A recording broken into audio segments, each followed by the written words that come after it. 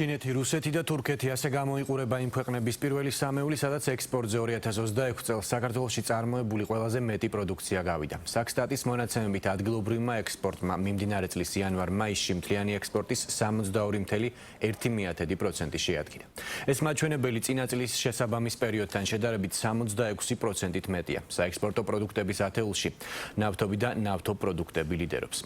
ეს უკავშირდება წინა წელთან შედარებით მკვეთრად გაზრდილი მაჩვენებელი და რატომ ითხოვენ ეკონომისტები საექსპორტო პროდუქტების დივერსიფიკაციას. შალვა სუმბაძე გიამბობთ.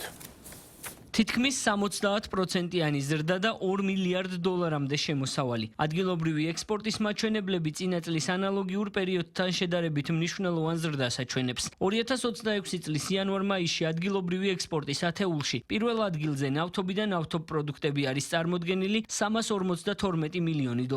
აღნიშნული სასაქონლო ჯგუფის წილი მთლიანი ადგილობრივი ექსპორტის 18.3% შეადგენს. მეორე ადგილზეა ძვირფასი ლითონის მადნები და კონცენტრანტები. ხოლო მესამე ადგილს ფეროშენადნობები იკავებს, რაც შეეხება იმ ქვეყნებს, სადაც ადგილობრივი ექსპორტი ყველაზე მეტად გაიზარდა.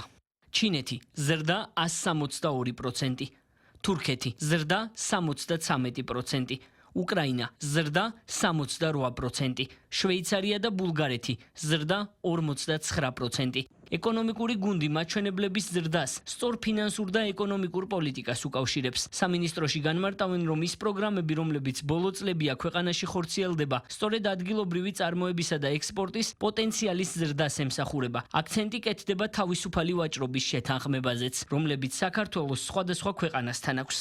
აღსანიშნავია, რომ ადგილობრივი ექსპორტის ზრდა ნიშნავს იმას, რომ საქართველოში წარმოებული პროდუქციის კონკურენტუნარიანობა საერთაშორისო ბაზრებზე მზარდია და ეს დასტურდება აღნიშნული მაჩვენებლებით.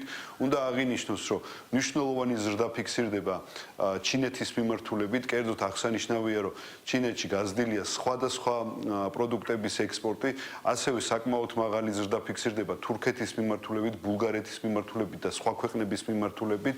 შესაბამისად, ყოველივე მოაღნიშნული, რა თქმა უნდა, პოზიტიურად აისახება როგორც ეკონომიკური ზრდის მაჩვენებლებზე, ასევე რეალურ ეკონომიკაში სამუშაო ადგილების შექმნაზე.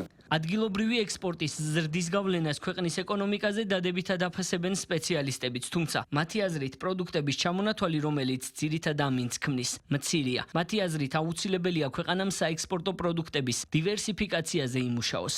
მოდის ზრდა ძირითადად რამდენიმე ქვეყანას, მათ შორის მოწინავეა ჩინეთი და სავარაუდოდ ჩინეთთან უფრო და უფრო მეტი თანამშრომლობა მოგცემს შესაძლებლობას, რომ ეს ბაზარი უფრო მეტად აღმოაჩინონ ქართულმა მეწარმეებმა და უფრო მეტი პროდუქცია გაიტანონ ამ ბაზარზე. თუმცა ისე და ისე პრობლემად რჩება, რომ მიუხედავად ძალიან დიდი ნახტომისა, 60%-ზე მეტი ნახტომისა ადგილობრივი წარმოების ექსპორტში, სულ რამდენიმე პროდუქტზე მოდის ეს ძირითადი ზრდა და მთლიანობაში მეტი დივერსიფიცირება არის მიზანშეწონილი. რაც შეეხება მთლიან ექსპორტს, იანვარ-მაისში საქართველოსთან განხორციელებული საქონლის ექსპორტის მოცულობამ $3 მილიარდ გადააჭარბა, რაც 19.8%-ით მეტია გასული წლის შესაბამისი პერიოდის მაჩვენებელზე.